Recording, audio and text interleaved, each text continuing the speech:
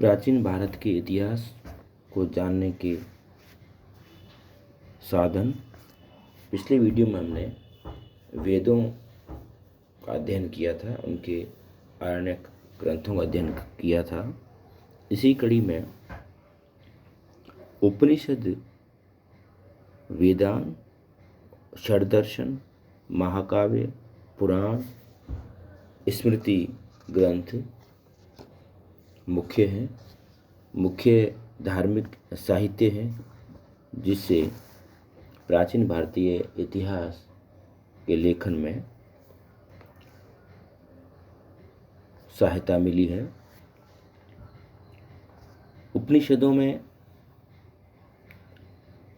पिछली वीडियो में बात की थी कि जीव, आत्मा, परमात्मा, ब्रह्म, कर्म तथा सृष्टि से संबंधित दार्शनिक एवं रहस्यात्मक प्रश्नों की विवेचना की गई है।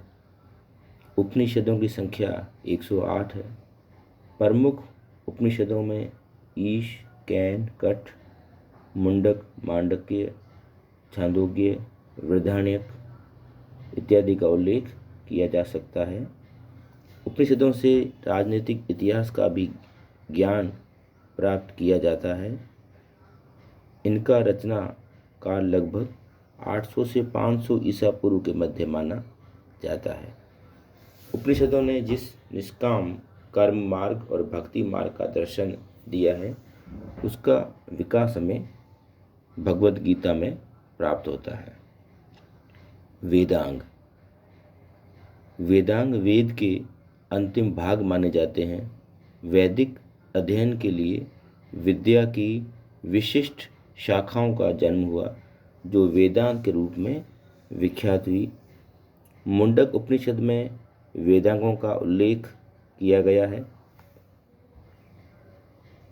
ये वेदांग थे शिक्षा, कल्प, व्याकरण, छंद, निरुक्त और ज्योतिष। वैदिक मंत्रों के सही उच्चारण के लिए शिक्षा का विकास हुआ। कल्प में विभिन्न विधाओं का संकलन है, जो कल्प सूत्र के नाम से विख्यात है, और कल्प सूत्र को भी हम 4 भागों में विभक्त करते हैं। स्रोत सूत्र, जिसमें यज्ञ संबंधी नियम है। गृह्य सूत्र, मानव जीवन के कार्यकलाप से संबंध, संस्कार, नियम इत्यादि। धर्म सूत्र, सामाजिक, राजनीतिक, धार्मिक नियम तथा शुल्ब सूत्र, यज्ञ एवं हवन कांडों से संबंध नियमों का संकलन। सूत्र साहित्य की रचना गद्य और पद्य दोनों में की गई है। सूत्र साहित्य में प्रमुख हैं आपस्तंभ गृह्य सूत्र, बोधायन गृह्य सूत्र, आपस्तंभ धर्म सूत्र, बोधायन धर्म सूत्र, गौतम धर्म सूत्र, आशुलायन स्रोत सूत्र इत्यादि। भाषा के विकास के साथ व्याकरण की आवश्यकता पड़ी। इस विषय पर 2 प्रमुख ग्रंथ लिखे गए, पाणिनि की अष्टाध्यायी एवं पतंजलि का महाभाष्य। यास्क ने निरुक्त की रचना की, जिसमें शब्दों की उत्पत्ति, निर्माण तथा अर्थ की विवेचना की गई है। छंद के विकास से भाषा के विकास एवं छंद के प्रयोग की जानकारी मिलती है। ज्योतिष में ब्रह्मांड, सौरमंडल, नक्षत्रों इत्यादि का वर्णन किया गया।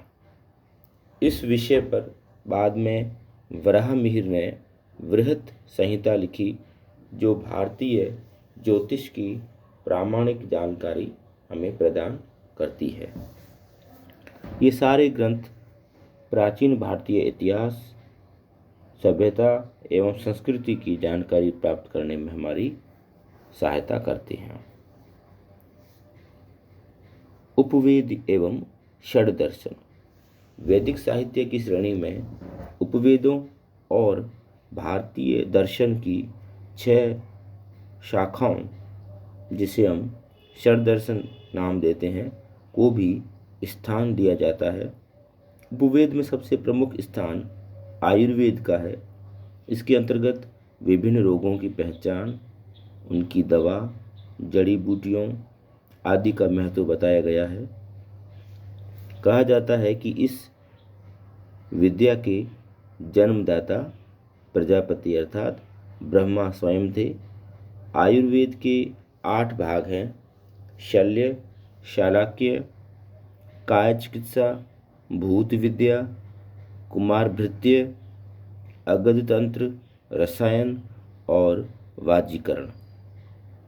अन्य उपवेदों में धनुर्वेद युद्ध कला है, गंधर्व वेद संगीत कला, शिल्प वेद भवन निर्माण कला आते हैं।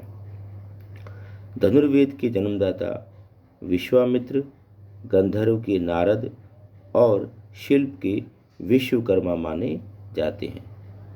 इन ग्रंथों से प्राचीन भारत में प्रचलित विभिन्न विधाओं का ज्ञान हमें प्राप्त होता है। दर्शन की शाखाओं में न्याय, वैशेषिक, सांख्य, योग, पूर्व मीमांसा और उत्तर मीमांसा आते हैं। इनसे भारतीय दर्शन के विभिन्न आयामों का पता चलता है।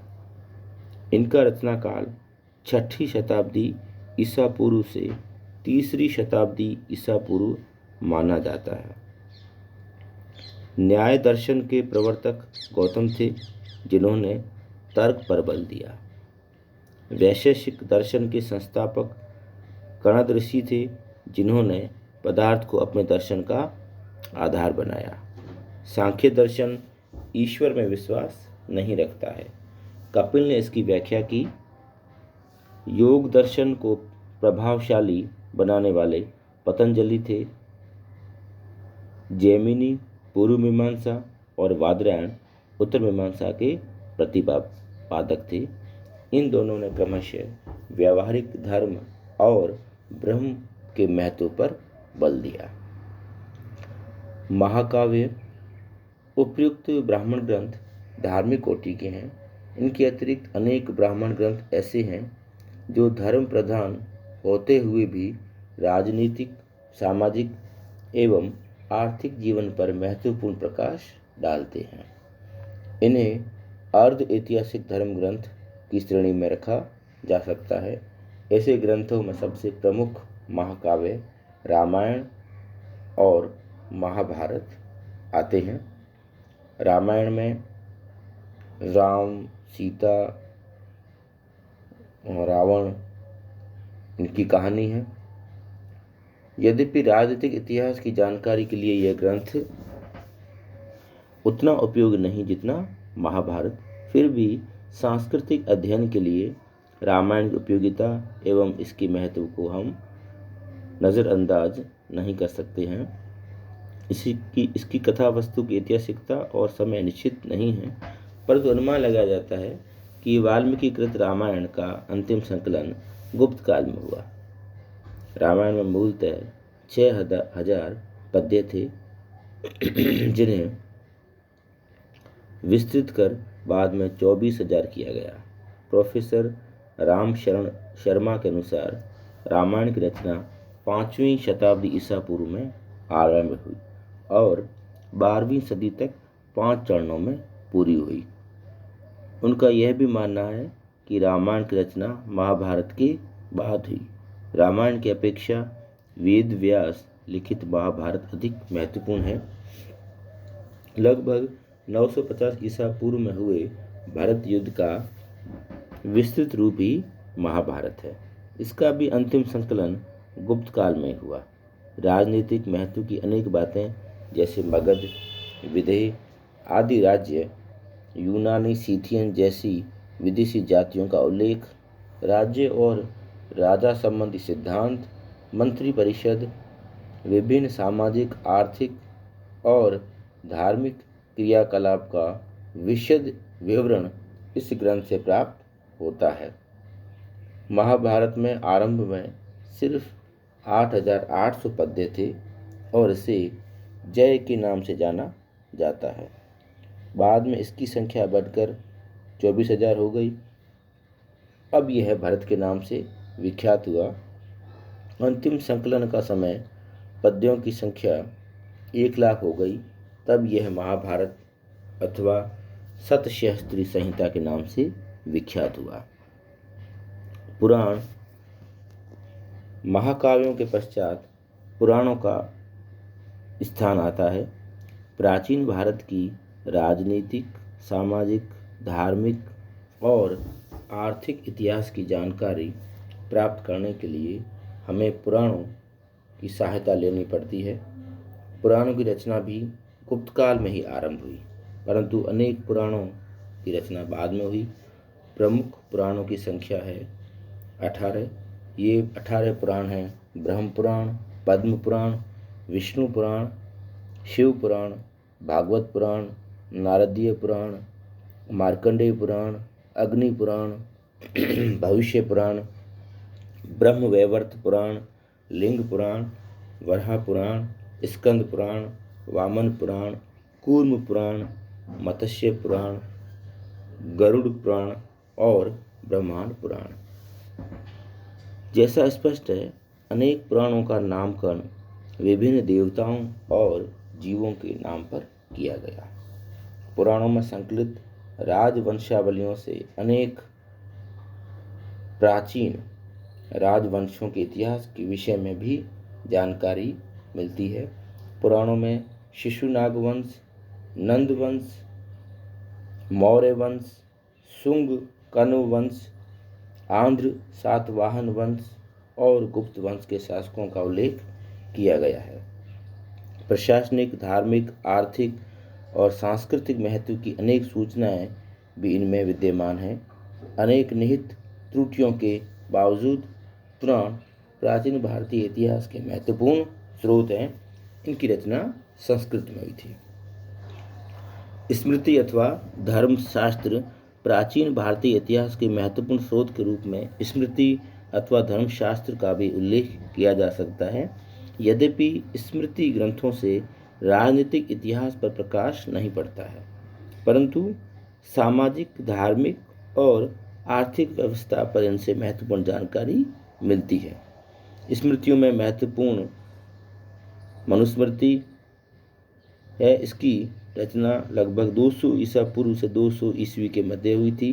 अन्य स्मृतियों में उल्लेखनीय है याज्ञवल्क्य, विष्णु और नारद स्मृति। अधिकांश स्मृतियों की रचना गुप्त और गुप्तोत्तर काल में हुई। इन पर अनेक टीकाएं भी लिखी गई। स्मृतियों में राजधर्म और सामाजिक नियमों का उल्लेख किया गया है।